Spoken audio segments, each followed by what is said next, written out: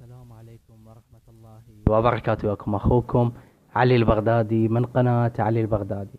طبعا اليوم راح نعلمكم ثلاث تساؤلات دائما تجيني بالتعليقات. أول تساؤل كيفية إنشاء حساب انستغرام برقم أمريكي.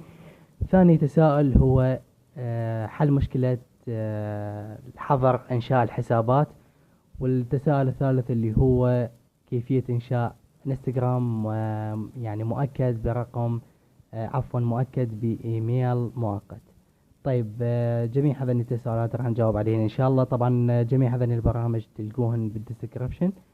طبعا أول برنامج اللي هو هذا البرنامج راح تلقوه رابط التحميل قلنا بالوصف. بعد ما تنصب البرنامج راح تدخل على البرنامج، ما راح تطلع عندك هذه الواجهية. طبعا راح تطلع عندك واجهية ادخل رقم الهاتف. طبعا انت تقول له اكو خيار بالاسفل تقول له I don't have number. بعد ما تضغط على هذا الخيار راح يطلب من عندك ادخال الايميل. لازم الايميل اللي تكتبه تكون ايميل حقيقي، مثلا جيميل او ياهو.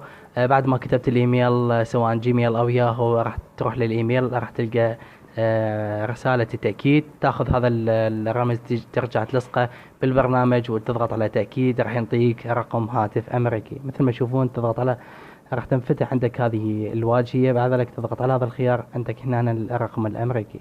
طيب خلينا نروح نسوي حساب انستغرام برقم أمريكي. طيب أضغط على الانستغرام. طبعا تنزل بالأسفل. بعد ذلك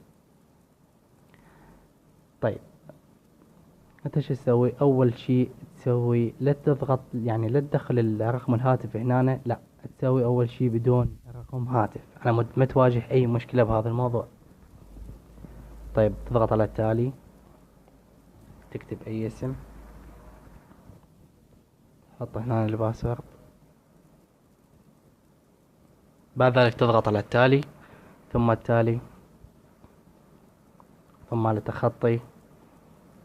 طبعا هذا يفيدكم بإنشاء حسابات وهمية. طيب بعد ذلك انت وين تجي تضغط على تعديل ملف البيانات. بعد ذلك تنزل على رقم الهاتف هنا تلصقه، تضغط على هذا الخيار هنا نحط رقم واحد اللي هو الولايات المتحدة. بعد ذلك تضغط على هذا الخيار. طيب بعد ذلك نرجع على الرقم الأمريكي. خلنا أول شيء ننتظر رسالة التأكيد. طبعا مثل ما تشوفون وصلت لنا رسالة التأكيد. طبعا هذه هي رسالة التأكيد مثل ما تشوفون 729 136. طيب هنا 700 نسيته والله 729 136 729 136. طيب بعد ذلك مثل ما تشوفون اتأكد برقم أمريكي. طيب هذا أول تساؤل جاوبنا عليه. التساؤل الثاني كيفية تأكيد حساب الانستغرام ببريد مؤقت. طيب نضغط على هذا البريد الإلكتروني. طبعا هنا تشوف الخيار تغيير وهنا نسخ مثلا هذا الإيميل. مثلا دا دوست على تغيير مثلا هنا الإيميل ما مبين فتضغط على نسخ. بعد ما ضغطت على نسخ بتروح على الانستغرام على هذا الخيار تجي تمسح هذا البريد المؤقت هذا الوهمي، تحط هذا البريد المؤقت. بعد ذلك تضغط على هذا الخيار. طيب هسه يقول لك دزينا الرسالة إلى البريد المؤقت. بعد ذلك تجي تضغط على هذا الخيار. يعني حتى لو أنت ما وصلتك الرسالة تضغط على هذا الخيار. بعد ذلك تضغط على هذا الخيار، أي متصفح راح يفتح عندك. طيب طبعا تنزل بالأسفل.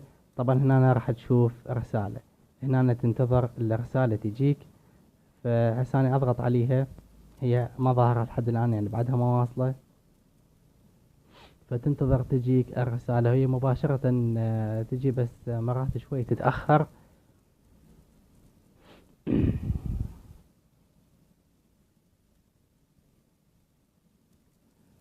طبعا نظل تحدث شوي.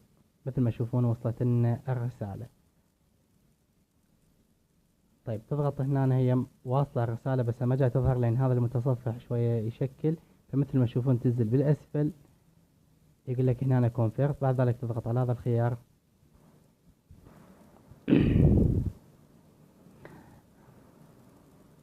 طبعا أنا هذا الطريقة ما تصير بهذا المتصفح، لازم جوجل كروم. طيب خل أرجع.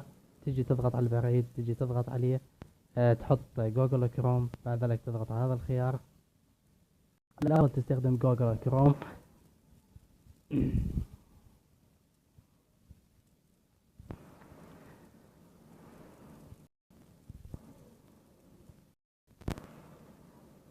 طيب انتظر حد ما يفتح الموقع. طيب هنا مثل ما تشوفون الرسالة مبينة بشكل واضح. تضغط على الرسالة مثل ما تشوفون أمامكم. شوي عندي النت ضعيف. طبعا إن شاء الله بالأيام القادمة راح ننزل لكم شروحات إن شاء الله تفيدكم.